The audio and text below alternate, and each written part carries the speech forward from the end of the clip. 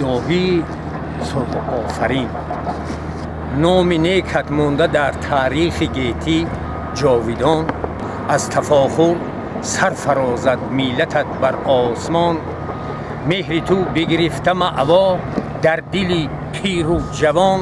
زحمتت شایسته 100 قصه و 100 داستان. پیشوای و صدر میلت داهی صلح آفرین. راهنمای صلح و وحدت در همه روی زمین. پرچم میلت به اوج آسمان افراشته. آبروی دولت خود در جهان برداشته. در زمین قلب ما تخم محبت کاشته. بر وطن آورده امروز صلح و آشتی. پیشوای و صدر میلت داهی صلح آفرین. راهنمای صلح و وحدت در همه روی زمین. در ره صلح آفرینی سینه را کردی سپر.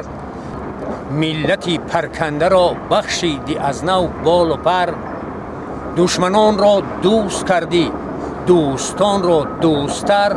با صداقت گویمت زیبنده بر تاج و فر.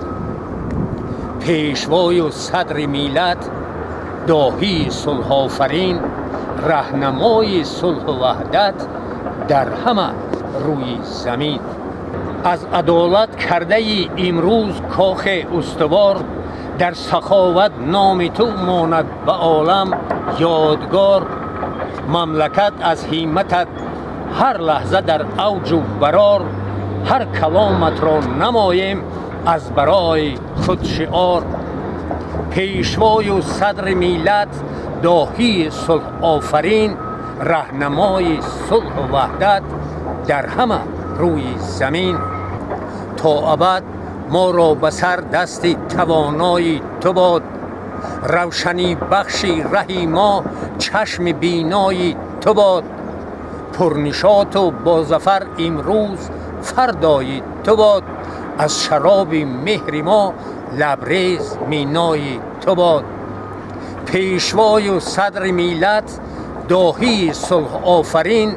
راهنمای صلح و وحدت در همه روی زمین.